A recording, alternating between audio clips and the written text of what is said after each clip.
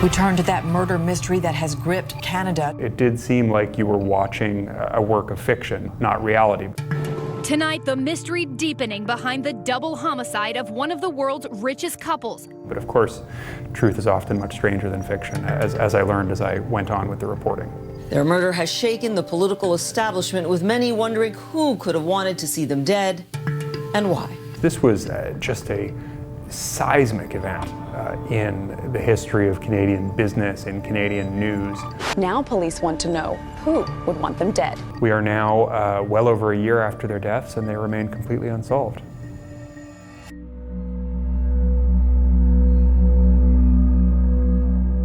It's quite a macabre story in terms of how Barry and Honey Sherman were discovered. They were last seen, both of them, on December 13th in 2017. They were trying to sell their home, and so their real estate agent was holding viewings for prospective buyers. And the agent had a couple touring the home who were being shown around the kitchen, the bedrooms, and they were shown the indoor pool. If you can imagine a line of people, there was one real estate agent followed by this couple, as well as another agent, the agent representing the couple, comes into the pool area and sees this really gruesome tableau. Barry and Honey Sherman suspended from a metal railing that surrounded one end of the pool with leather belts holding them up by the neck. She was kind of slumped on her side a little bit. He was more upright. There was then a 911 call, and the police were on the scene very soon afterward. Now, the billionaire founder of Canada's largest drugs firm, Barry Sherman, and his wife Honey have been found dead at their home in Toronto. Police describe the deaths as suspicious, but say they were not being treated as murder. We've discovered 2 bodies of people inside a home here. The circumstances of their death appear suspicious. Homicide detectives are leading the investigation, but there is still no indication from police that the deaths are homicides. Over the next 24 hours, you began to see anonymously sourced stories in some of the Toronto papers to the effect that the police were treating this as a murder-suicide committed by Barry Sherman. The Shermans' adult children put out a statement saying that this was completely inconsistent with the character of their parents, and they also put together their own investigative team. And they actually did a second autopsy, which is remarkable. They found things that they believed indicated this could not have been a murder-suicide. Narrow markings on Barry Sherman's wrists. The scene was, for lack of a better word, quite clean. The way in which the murder scene seemed to have been staged. And then in late January, the police hold a press conference. We believe now, through the 6 weeks of work review, we have sufficient evidence to describe this as a double homicide investigation, and that both Honey and Barry Sherman were in fact targeted. We are not police detectives. We do not have access to the corpus of evidence. We are not going to solve the crime. So my goal was create the richest portrait possible of this very unusual person and how he came to this very unusual end. As head of Apotex, the largest pharmaceutical company in Canada, Barry's net worth was estimated at over $4 billion at the time of his death. Barry Sherman was a science guy. He had a PhD in physics at MIT, but he had become an expert in generics and in drugs. The generics business is a very tough one. It is zero-sum in the strictest sense of the term. That means that if you are selling a branded drug, you have had a significant amount of your profit wiped out. And he was very tough in doing this, very uncompromising. When you speak to people in the branded pharmaceutical industry, they sometimes refer to Barry Sherman in unprintable terms. It has been said, though there may be some exaggeration in the numbers, that he would sometimes be involved in as many as 100 lawsuits at any one time. He was a guy who did not like to be crossed. And if someone did betray him or did something that he felt was improper or disloyal, he would sue. He was a tough guy. Definitely someone who did not have a lot of friends beyond his inner circle. Barry Sherman did face multiple lawsuits. Among them, a decade-long battle with a group of cousins who felt cut out of the Sherman business.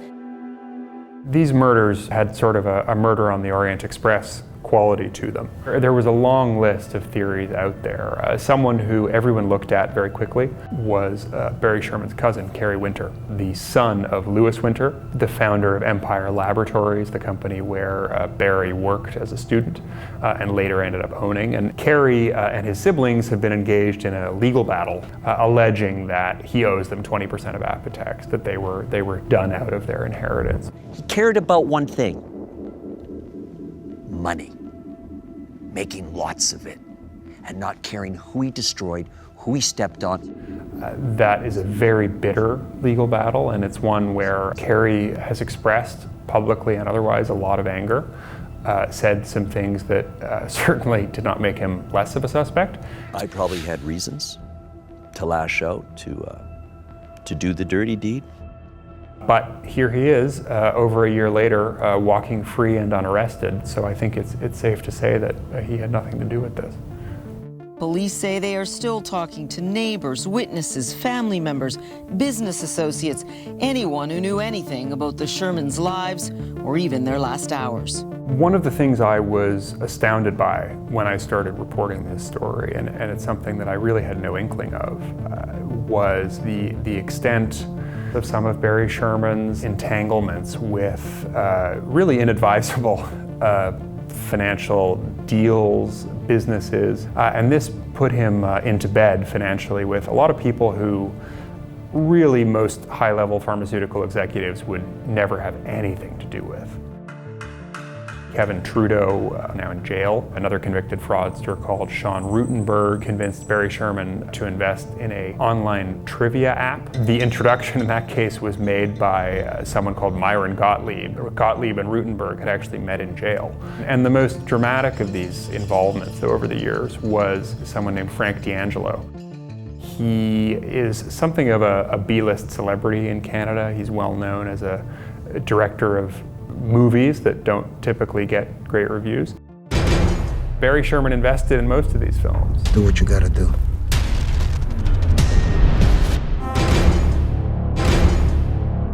You trouble for me, Angela. I met Frank for lunch, and he is a colorful guy, to say the least. If you want to talk about unprintable language, he certainly uses a lot of it. I just felt that I owed it to Barry to give my 2 cents. You know, I don't think I'll ever get over this incredible tragedy, this senseless act, as long as I live on this planet. You can see the appeal of hanging out with him for Barry, particularly because he would have been so dramatically different from the other people who Barry Sherman would have seen and dealt with on a daily basis. Meeting Frank was not uncomfortable at all. He was happy to help. He had checked me out. He knew about me. I think I found him on Facebook and sent him a note asking if he would meet. And after a few days, he responded and said that he would. But he did make clear to me, he pulled me close as we were leaving that first lunch and said, you know, do the right thing for my friend. And if you don't, I'm going to come to London and find you. He had been questioned by the police. He is emphatic that he had nothing to do with the murder, but he is, of course, emblematic, indicative of the tone of some of these financial entanglements. And those entanglements are, to many people, very suspicious. Hank Nzinga, the acting inspector of the homicide squad, says the investigation into who killed Barry and Honey Sherman is still very active. I feel for the family and the friends that it's dragging on. It has been a year. As an attempt to reignite an investigation, the Sherman family has asked me to announce the offer of a reward of up to $10 million for information leading to the apprehension and prosecution of those responsible for the murders of Honey and Barry Sherman. Truth is very strange. You know, truth is much stranger than fiction. That's why I love this job, is that you keep finding out that what happens in the real world is just as weird or weirder than Hollywood could ever come up with. It seems pretty clear to all involved that something that Barry Sherman got involved in went wrong and came back at him. If you think about the crime, it is remarkable in many ways. One of the things that's remarkable is that his wife was killed. And the other thing that I think has confounded a lot of the investigators is when there are hits, it's usually a bullet. It's usually quick. It's done cleanly, efficiently, in a way that allows a quick getaway. Barry and Honey Sherman were strangled to death. So there's this confusing tangle of evidence that for the police and for anyone else trying to understand this, it doesn't all point in one direction. And that's, I think, what is so tantalizing about this as a mystery in some ways. And I think it's a mystery that's going to endure.